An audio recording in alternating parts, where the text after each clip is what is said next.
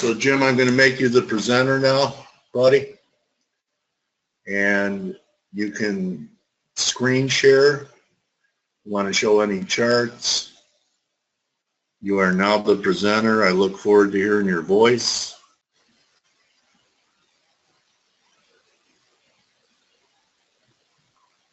How's that? Now it says I am unmuted. All right, buddy. Sorry about that. That's okay. Are you on the road and you called in to do this? Well, again, as a novice here, I just been so used to doing interviews on the phone always, so I just dialed in. Okay. And well, I tried to reach you early, but you were already on the road, so to speak. Okay. So. Well, you're coming in loud and clear. Thanks so much for taking the time out of your day. Full disclosure, I've known Jim, I don't know, what, 25 years now, Jim? I'm afraid it is that long, Dale. Okay, I mean, we go back to when we were both on the Financial News Network. Yeah, yeah. 1990. Anyone in here remember the FNN before CNBC? They were located in LA. So we were on similar channels, and I reached out to meet Jim, and we had a beer at the Sandbar in Carlsbad, and that's been the beginning of a decades-long friendship, and we used to call each other every day to talk about markets, and it's great to have you here, Jim. I still read your newsletter, your technical updates all the time. Are you still calling it macro tides?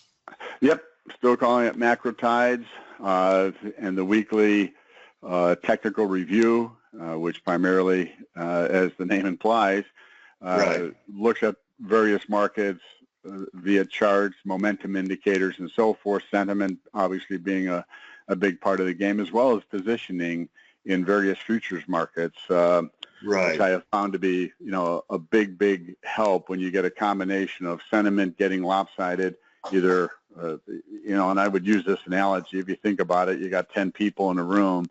If 7 of them are bullish or 7 of them are bearish, you have a lopsided relationship, and that's when opportunities really show up. And then in terms of the futures market, looking at the positioning and seeing where the commercials are, where the large specs are.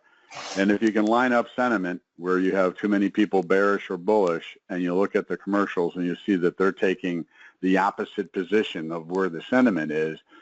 And then lastly, as I'm sure you guys do on a regular basis, go through and align the technicals to pinpoint when a turn is taking place.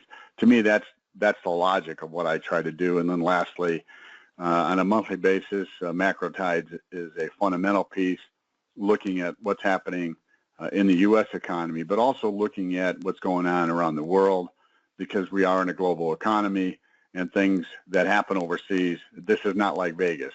Things that happen overseas don't stay overseas anymore. They get transmitted very quickly, to the U.S. So, to me, it's very important to stay on top of all that stuff and try to integrate it into the technical landscape. And when the two come together, where the fundamentals are either positive or deteriorating, and the technicals are doing the same thing, to me, that's when I have a higher conviction call in terms of what I expect markets to do. That philosophy really lines up with Blake Morrow's. He's one of the partners in ForexAnalytix, and he says that too, Jim. If you're just looking at the charts, you're missing half the picture. And that, the fundamentals are important, which is kind of a nice segue. I believe you wrote a piece recently about China. Am I correct? I received it, and it's what I got out of it is that although most people are pretty sanguine about what's going on there, you have a different view, and you think that, like you said, the transmission mechanism that happens everywhere in the world affects every place in the world. So what is it that has you concerned about China, and is it your number one pick for some type of black swan event later in the year or next year? Yeah, it was in the May commentary, and I've kind of been watching China for really the last number of years just because of what's happening to the way they're generating growth, Dale. And I may not have prepared you well, but you know, you can screen share and show charts. Maybe you're not prepared to do it today, and we could do this audio, but you would have been able to show your letter and et cetera on a screen share. I don't know if you want to try it. Okay, Yeah, there you go. Yeah, let me see here. I can pull up something here. Okay, there you go. Yeah, let me minimize this. Pull this over here. Pull up. And you know my technical prowess, so you're doing a lot better than me. So you know when these guys brought me into this new room, go to meeting, and we did a rehearsal. And I was throwing up my hands. I said, "Oh, I'll never be able to get this room." And you know, sometimes I still struggle. And my wife Ann said, "Dale, you always freak out every time there's a new learning curve for you. Don't worry, you'll get it." Yeah. But, okay. You know, we're old dogs, and we know how to bark, so we can learn that trick you know, too, I mean, right? I've been dragged kicking and screaming into the 21st century for 17 years already. So, all right. So for those who are looking, this is the Macrotides monthly letter, which went out a couple weeks ago. And the first chart you can see downdraft. This is showing GDP for China. Clearly, there was a peak in 2011, and it's been subsiding ever since. The key point in terms of China is that most of the growth that they've been generating over the last 5 years has been through excessive debt.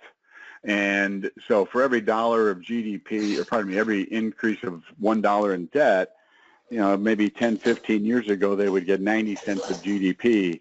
Now, for every $1 increase in debt, they're getting about 10 to 20 cents worth of GDP. And so, you know, the flat line that you see in GDP in that chart is kind of masking what's going on under the surface. One of the things I found really very interesting, and to me this is why I think China sometime over the next 6 to 9 months could become problematic. This is a chart of excess liquidity, and it's kind of simple. You take money supply growth, and then you subtract inflation, and you subtract GDP growth, and what's left over is excess liquidity, because it's not being used in the economy. They then, the guys who put this together, shifted it 6 months forward, since there's normally a lag time between changes in monetary policy and its impact on economic growth or slowing.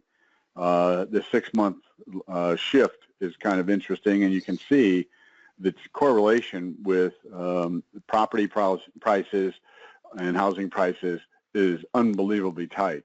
What's interesting is the red line, which is the excess liquidity, has rolled over and started to turn down. And what that implies is GDP growth in the first quarter was 6.9%, but 20% of that came from an increase in housing prices. So what that tells us is that in the coming months, housing is likely to slow, and as housing prices come down, GDP is going to be under pressure. All we can see is since August of 2016, the People's Bank of China has been raising. I remember that day. That was the day the Dow opened 1,000 points lower and recovered, right? Yeah, exactly. So, you know, what they did in effect was a twofold. They lowered their currency by about 4% in value, but then they started to raise interest rates, because one of the things that began to happen is Chinese people perceived that the central bank was going to continue to lower the value of the yuan. People wanted to start taking suitcases full of money out of the country. Yeah. Exactly. And so their foreign reserves went from $4 trillion in mid-2014 and continued to drop pretty precipitously. By the end of 2016, 18 months later, they were down to about $3 trillion. So in order to keep money there, they enacted a bunch of rules and regulation limits in terms of how much money you can take out annually. I think it's $50,000, limiting companies being able to buy companies outside of China. Why? Because that would also be another way to get money out. But what you can see is these are pretty draconian capital controls, aren't they? Yeah, on the verge of capital controls, not complete 100%, but you're right, Dale, in that they're setting up fences to keep money in. And then they decided to raise interest rates in order to, if you will, reward some of that money staying in, and also to remove the incentive by providing higher short-term rates to keep money in China. And the net result is worse. Since the beginning of this year, foreign reserves have stopped declining. I think a month ago they went up, by a very token amount, but yet they went up. Here we can see the impact on the China's government bond yield, which has gone from just 210, something like that, to over 3% to about 335-ish. Almost a doubling, 70% higher. Yeah, very, very significant. And China is the third largest bond market on the planet, and you can see the impact on the 5-year corporate bond yields have risen really significantly. And why this is doubly important, Dale, is that the big increase in debt that's gone on in China, they've gone from, 130% to 270% debt to GDP ratio since 2008. Is the biggest growth area has been corporations. And so one of the shell games going on in China is they have, all the infrastructure companies that are state-owned over there, steel, aluminum, glass, and so forth, they're operating at 65 to 70% of capacity. And so they've been losing money, but the state-owned banks continue to loan them money. And so when it comes to a point where they can't make a payment, guess what? They just redo the loan and reloan the money. So that's one of the reasons why debt has been increasing in China without a commensurate increase in GDP growth. They're just rolling over and increasing debt to companies they're giving them a lifeline more than anything. So, what would be the end game there? That what would stop them from doing that ad infinitum? I really don't know that they will stop. Okay. You get to a point where you head down a certain path, and you're so far. There's an old movie, John Wayne movie, called, and it just blew my mind, The High and the Mighty, okay? It's from the 1950s. Okay. It was the first actual airplane movie, and the whole story is John Wayne, Robert Stack, they're flying from Honolulu to San Francisco. They start to have some engine trouble, but then they get past the point of no return because they're more than halfway there. They don't have fuel, then they go back.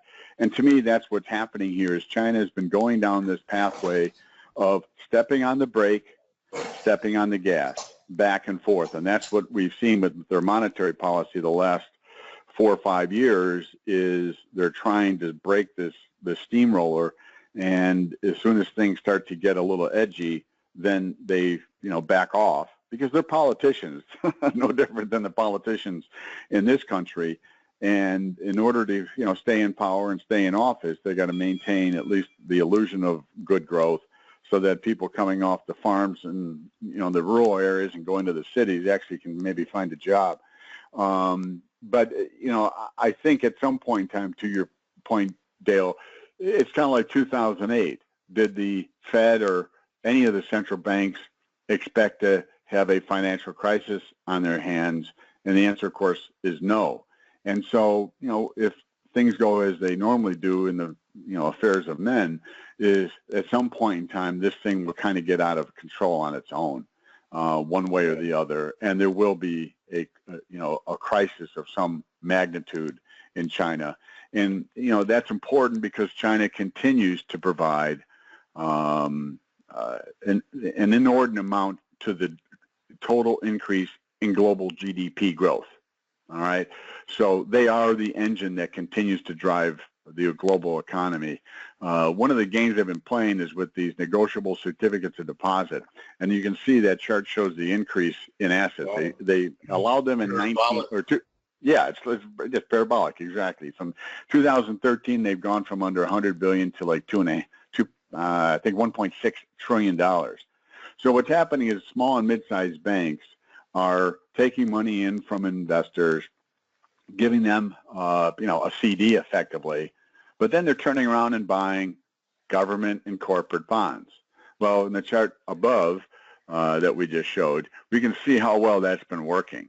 As they were buying corporate bonds and playing the spread between what they were offering on the negotiable certificates of deposit and getting a higher rate on the corporate bonds, all of a sudden they just get their head handed to them. So short-term rates have gone up maybe 90 basis points on the overnight rate, and we can see that the increase in the corporate bond has gone up far more significantly, which implies that these guys bought them and then they puked them. And that's in part why corporate bond yields have gone up higher. This is a chart of the Shanghai. And as you can see from the lows of January of last year, in the last month, the Shanghai has broken below that rising trend line. Yeah, you wouldn't call that move impulsive, would you? No, I wouldn't. It's very overlapping, yes. Yeah, and really just worked off its oversold condition in time rather than price. Yeah, so, not a significant So we have a rally. breakdown that the whole world's ignoring on the Shanghai. Yes, I think so. Now, it got pretty oversold, and it's been rebounding. I think entered overnight one night a week or so ago. It got down to 31.58. A 50% retracement would get you back up to about 3,300, which that's just about where that trend line comes. So as I know you have, I'm sure, discussed many, many times, very often things will break a trend line, whether it's above or below, and then only come back to what I call to the scene of the crime. And so I think, for me, looking at the Shanghai, waiting to see if it can get back up towards, it's gotten up to about 3260. I think it was 3230 last night-ish. So that is one of the things that I'm looking at, to wait for that rebound to end, and then more importantly, if it starts to roll over and take out the recent lows, that would be one of, to me, the warning signs. I've got a few charts here. The China PMI, barely over 50. And the other tell that took place that a lot of people, I think, have been ignoring is, if you look at iron ore prices, they're down really very significantly. Things like rubber prices down significantly. So China is a huge consumer of all this stuff. And if their economy really was growing at 6.9 and improving and all the rest, this likely would not be happening. These charts would not look this way. And then looking at copper, and just looking at it from that high in 2011, and what makes that high significant is because, if going back to the second chart we looked at, which was excess reserves, the excess reserves number peaked right before, about 6 months before the peak in copper and a lot of commodities in 2011. So this idea that liquidity starting to turn negative in China and it's starting to have an impact, this certainly was the case in 2011. You can see that this move in copper from over 450 to the low of $2 at the end of 2015. It's so far totally a three-wave rally up, and that opens the door. That could be just three-way up for A of 4, and then we're going to get a retracement maybe down to 2.25, and then another push up towards $3 for C of 4. But just looking at it, to me, getting below 245. There's nothing but air until about 225. So to me, this is another one of those tells that I want to be monitoring, because if copper starts to really break down, I'm not sure that that everyone is going to be able to ignore it. And so your target on 5 is pretty close to the end of the financial crisis. Yeah, as all it has to do is take out the low of wave 3, and you've completed the 5 down. Okay. Yeah. So whether it gets down to $1.85 or $1.45, I have no idea. I do believe, though, that this, if it did in fact start to press the lows, that people would start to question the synchronized global economy, which seems to be one of the buzz phrases that, over the last month or so, or actually a few months, people have been talking about. And this obviously flies in the face of that. The other thing, the first quarter GDP in the U.S. was up 0.7%. You probably have heard stuff about the seasonality. Well, this shows the last, I think, 6 or 8 years. The first quarter has been just under 1%, and the other 3 quarters have averaged around 2.5%. Right. So there is definitely an issue with the seasonals. But one thing, Dale, that I haven't heard anybody talk about that I really believe is significant is that everyone got very optimistic. Obviously, the financial markets did in terms of Trump gets elected, pro-growth policies, tax cuts, reductions in regulation, and so forth.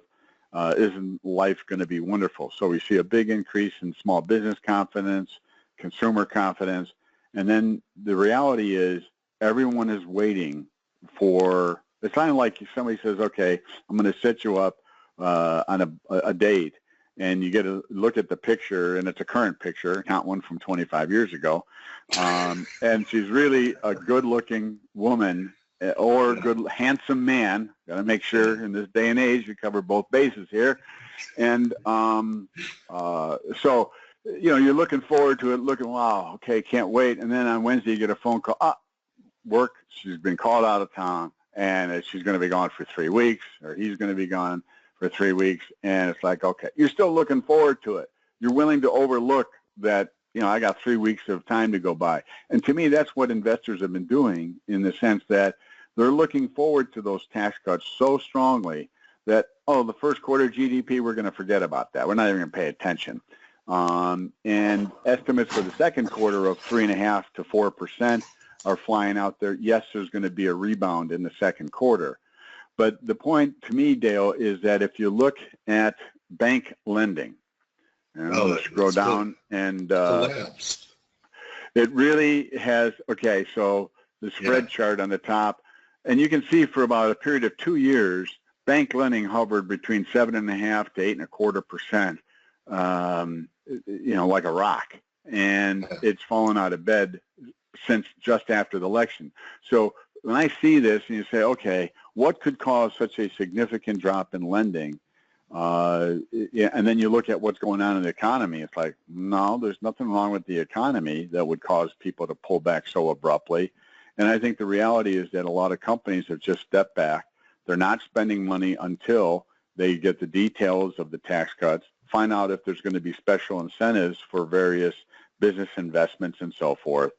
And I think consumers have done much the same thing. And so as all this political noise comes out of Washington, not only is it a distraction, but it really is pushing back further and further until we get to the point where we will know the details. And at that point in time, I think businesses will move forward. So my point is that people, economists and so forth, are looking for 3.5%, 4% GDP in the second quarter. And they may not get it because of this. They may not get it because people are going to continue to wait until they really see what's going on. And in the meantime, things like auto sales have been very weak. They've been doing huge incentives, but yet the auto companies haven't cut production, even though inventories are quite high. So to me, there's the potential of a pullback in markets and so forth. And let me see if I can do one other thing here. Well, you know, speaking about weak, and I know you cover it, Jim. Okay, you want to go here first. That's fine. I was going to say, speaking about weak, let's talk about the dollar. But I'm interested in your TLT look. And okay. I don't know. I don't know if you noticed it, but I was talking to Blake about it. That specs in the bonds, COT, have gone from a record net short position to a record net long position in a record amount of shortness of time. Right. And that's something that in the weekly technical, as well as I think in one of my monthly letters, I really focused on. And it gave me the conviction. Going into the first quarter, I thought GDP was going to slow for a lot of different reasons. And that, yes, the Fed would raise rates, but when I looked at the positioning, starting in December and going forward, you're right, large specs, hedge funds, and everybody bought the story of Trump gets elected, GDP is going to really grow, the Fed's going to raise rates, JP Morgan was out there with 5 increases and so forth, and it's kind of like everyone positioned for, you know, the event. And then what we saw in mid-March was the 30-year and the 10-year basically tested their December highs, so you had kind of like the potential for a double top, And then on the day the Fed actually did raise rates, bond yields were down 5 to 10 basis points at that point in time. So I had actually recommended going long TLT around 117, got out above 123, because I felt that as we got to this spike here in, I think it was April 18th, yeah. So that the positioning that once the 10-year got under 230, because from a chart-wise, you know, it bounced between 230 to 260. Yeah, that's when the intensity on the shorts would really, really pick up. They'd be forced to cover. And to your point, cover they did, because it is one of the more amazing swings in terms of going from record short to, you know, I think they're not quite near record long, but the swing has been enormous. And but the irony here is that the pattern in the Treasury bonds and TLT has the potential of being an A up from last March, B on this recent sell-off, and that we may get a C wave rally. And I had originally said targets like 126 to 129, depending on the retracement. If we the TLT left a gap on election day. Yeah, you can see it right here. Right. You know, from the high back in July of last summer, 143 and change down to 116. You know, that's 27 points, 13 points, 50% retracement, 129. So that's how I got that number. I see. And then you can see this trend line, which goes back, obviously, so there's the potential that the bonds could have another significant rally. And to me, I don't think the economy is going to be so slow as to warrant that kind of a move in bond yields to come down, especially, in fact, as you just noted, you know, the shorts have been pretty much covered. So we don't have that fuel to drive the bond market. So to me, the only way the bonds get to 126 to 129 is an event. And last week, Wednesday, when we had the crash in the stock market, it was down 1.8%, you know, the 10-year dropped 10 basis points. So to me, there's the potential that this idea of a little bit of a growth scare or something out of China, something that causes a disruption, scares people, that the market then has another leg to the downside, and bonds have another run up. How about Comey's testimony on June 8th? You know, that certainly could be part of the equation, you know. Yeah. I mean, there's so many things floating out there that this is where, you know, looking at the fundamental side, looking at the technical side, you know, the technicals are hinting at something, another move up in bond prices, drop in yield. Say we get there. Yeah, say we get there, Jim, up towards 129, 130, and you counted this in a 5-wave sequence to the downside, and this would be an ABC up towards that. Yeah. That would be the end of a wave 2 with a 3 or C to come to the downside, wouldn't it? Yes, it would. Yes, it would. And so, I mean, this could be, you know, if you missed the bear market in bonds last year, you know, 3s or Cs are at least this would be a better opportunity. And you know my favorite fib extension, don't you? 1.618. Yeah. Okay. So, yeah, that could be a money wave. So, with this going on, a lot of people saying dollars breaking down. A lot of people saying it's just a pause. Some Elliottians gave the euro a chance to get back to 118 or so before the next big dollar rally. I'm curious what you're thinking here in the Dixie. Okay. I'm getting there. Let's see here. And as far as the stock market, so if we get that rally in the bonds to 130 and a pullback in the stock market, I think your longer term view in S&Ps was you were looking for a high in the spring, right? Which so far we got, and then maybe a 7% pullback. Probably closer to 5%. I thought 23.11. There's a really small gap at on the S&P at 23.11. That we would get. And then new highs, and then that might be the end of the bull market. That is correct. Okay. So here's a dollar chart, and I thought the dollar in January, was set up. The sentiment was very bullish at that point. We had just made a new high above the prior high in March of 2015. The positioning in the futures market, there were just too many people that were long. So I expected that there would be a pullback. And so when we got down to the under 99 here in March, I thought, okay, this is a shot for, ABC will go up and make a new high. That obviously proved wrong.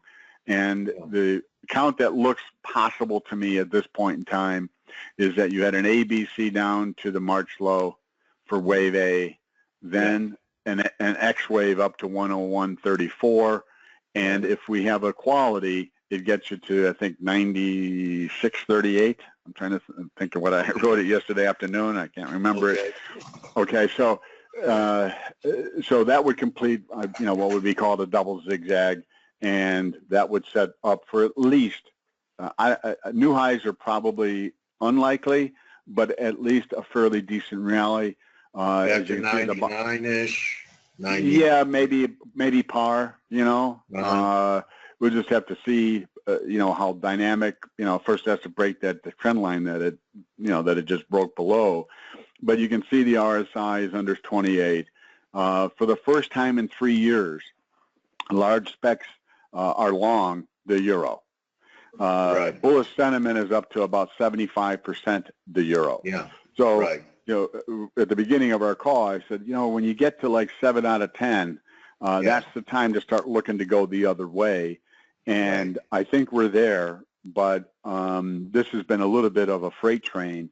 So to me, I think you need to be patient before you go running out to go short the euro. Plus, there's a reason to think that the dollar index, has another 50, 60 cents to go on the downside. Given how oversold, the first bounce would probably be a bounce and then a pull back. So I think there's some time here. It's got to set up some non-confirmations. That's a pretty low RSI reading down there. Yes. Yeah. And if it gets down to 96.38 or whatever, the RSI will, be obviously most likely even lower. So that shows a fair amount of intense selling pressure. But again, that selling pressure is liquidation of longs, people, changing their outlook. So going back to the bonds, to me, the two things that could hurt bonds, let's say we have some kind of an event and bonds rally, whether it's to 126 or 129 on TLT, that at some point in time, the prospects of, the tax cuts and stuff will get renewed and look like it's going to be more realistic. That's one of the triggers. The other trigger is the ECB, I think before the end of this year, is going to back away from their quantitative easy program, at a minimum scaling it down from the $60 billion a month to something less than that. And I think the key is looking at the 10-year boons. And if they close above 50 basis points, I think they had a couple high in the high 40s in the last few months, that technically all of a sudden looks like they sprint to 90 to 100 basis points. And if the boon makes that kind of a move, it's hard to believe that the treasuries aren't going to get pulled up with it. So in a perfect world, we'll get the rally in bonds prices, yields will come down again, and then sometime before the end of the year, we'll start to see bonds start to weaken. Then something will happen with the ECB. The U.S. economy may get the lift from the fiscal stimulus program, and then bonds would be vulnerable to the beginning of a sizable decline. But I will say one thing, Dale, is that I think one will have to be patient. In other words, we saw that sprint from 130 to 260. Even though we're going into a third wave, so many people are yield starved, pension funds, retirees and so forth, so that as yields tick up, when they get to 260 on the 10-year next time, there's still going to be some people who buy. More people will step in at 3%, which was the high at the end of 2013. So my point is, initially, people are going to look in the bond market at these upticks in yields as buying opportunities. Right. And only when we get into the third of the third that, Right. you know, the light bulb goes on, and it's like, okay, every man for himself. And that just may take a year or so, because longer term, I believe that there's, when push comes to shove, you know, we're talking about the Chinese, you know, where they abandon their policy, you know, levers. I don't think so. I think the same thing applies to every central bank. And so I think at some point in time, if we go into recession and all of a sudden we're not looking at, you know, $1 trillion deficit, we're looking at something north of that. I think there's the real potential that the Federal Reserve will buy Treasury bonds directly from the Treasury, and they'll expand their balance sheet very significantly. Forget about tapering it from $4.5 trillion to $2 trillion. If push comes to shove, they will buy the paper. And will they buy stocks if we ever get a bear market? You know, I don't know. I think that they will step in from time to time and buy futures to stabilize things. Our futures market offer that, you know, more leverage. Will the Fed hike rates next month, Jim? You know, I think the problem will be, Dale, that when the underlying fundamentals deteriorate and people realize that the Fed and other central banks have far less ammunition than what they did in 2007. I mean, remember, Fed funds was 5.25%. Isn't that really the reason behind them normalizing anyway, so they have ammunition in case what you talk about happens? Yes, but the headwind that they're facing is in 1982, there was $1.60 of debt for every $1 of GDP in the U.S. We're pushing 350 to 370, and we're actually the best house on the block. Europe is like 460. Japan is over $6 of debt. And so every incremental increase in yields really has an inordinate impact on economic growth. And the impact on the budget deficit will be very significant. For every 1% increase in bond yields, it'll add $150 to $200 billion a year in annual expense, interest expense. So this is one of the reasons why I think the Fed may actually take that extreme step of buying paper directly. Last year, the Fed remitted back to the Treasury almost $100 billion of interest that they earned on Treasury paper that they owned. Mm-hmm. So if we think about it, if you go back and look at the budget in 2007, the Treasury paid about $230 billion in interest expense. Mm-hmm. Last year, it was $250. So wait a second, public debt just about doubled. Yes, rates came down significantly, which is the main reason why interest expense didn't go through the roof. But, you know, from that 250, subtract about 98 billion from the Fed. So one of the dangers, you know, going forward is that interest expense starts to eat alive everything else. Right. One way to avoid that is just have the Fed buy the paper and remit back then the interest to the Treasury. How about when to buy gold, Jim? I know you covered gold, and we'll wrap it with that, and then how people can subscribe or get a free trial to macrotides. Yep. So I've been looking for gold to drop to 1,200. It's been trading better than I expected. When I look at the futures market, a few months ago, there were more shorts in the silver market with silver at 18 to 1850 than last summer when it was over 20. Those shorts have come down significantly. The large specs were really long. So the positioning in the futures market is kind of neutral at this point in time.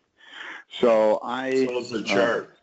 Yeah, and so to me, you know, big picture, I have been expecting after this pullback, there will be a move above the highs from last July. I've been targeting 1450 or so. Why to 1480? Because that's the 50% retracement from 1920 down to 1040. Got it. You know, and GDX, I think, which is the gold stock index, can get above 31 and maybe make a run to 37. So it's just a question of finding that right entry point. My expectation was that we were going to see more weakness. And if gold does in fact get down to 1,200, then to me that would be a great buying opportunity because I'm assuming the positioning would be far more constructive at that price level. In terms of getting information, Jim Welsh, W-E-L-S-H, macro dale@gmail.com. So you send me an email, reference this interview with Dale, and I will say this: Dale, was a journalism major, so I'm sure you guys have garnered that from time to time in terms of how he expresses himself.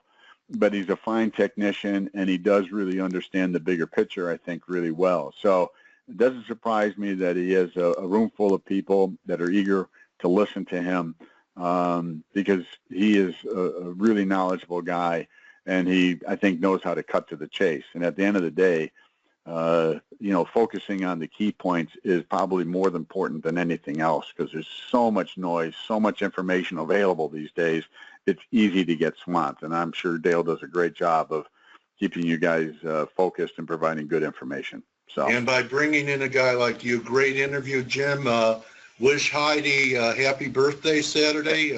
And same to you on Saturday, okay. Big boy. Dale and my wife are born on the exact same day. What are the odds of that? We looked and we first met. No, you're Skokie, she's Milwaukee. But within 90 miles, I mean, that ought to count for something. But the main thing is that same day. I encourage people to take Jim up on his offer for his newsletter. You also work for an RIA. If people have retirement money or anything, you have an outlet for them to do that too, right? Absolutely, and I have a sector rotation model with a tactical overlay that goes short during bear markets, and during bull phases looks at the top 15 sectors of the S&P, small cap and mid cap. And the idea being is, hey, we don't want to be in the dogs. We want to be just in the top 4 or 5 sectors. So it's a way to try to avoid bombshells like what happened with energy stocks a year ago and so forth. So thank you so much, and I appreciate everybody's attention. I'm sorry this probably ran a little longer, but this was the first time Dale and I had the opportunity to do this. So thank you so much. So much success the rest of the year. My trading warrior brother, Jim, thanks so much for taking time out to hang out with me today. My pleasure. Thank you. All right, buddy. Everyone, thank Jim Welsh. I encourage you guys. Thank you very much. Oh, Jim, someone brought up Buzz Schwartz. So I don't know if you're still here, but I'm here. That's a blast from the past, huh? So they remember you from Buzz Schwartz. So Money Radio. Hey, Money Radio. Long time ago. It's like the Twilight Zone. All right, buddy. All righty. Take care. Thanks, Dale. All right, man. Thank you, Jim. Bye. All right, F.A.C.E. I'm glad you guys enjoyed Jim. Yeah, Luca, he's great, isn't he? Yeah, get his letter. I'll see everyone tomorrow. So my mission every day and ForexAnalytix mission every day is to build up and edify traders every day. And hope that was accomplished today, and we're adding value to what you want to accomplish as a trader. Adios. Remember, don't just count your pips, count your blessings, and see everyone tomorrow. Good hunting in the meantime.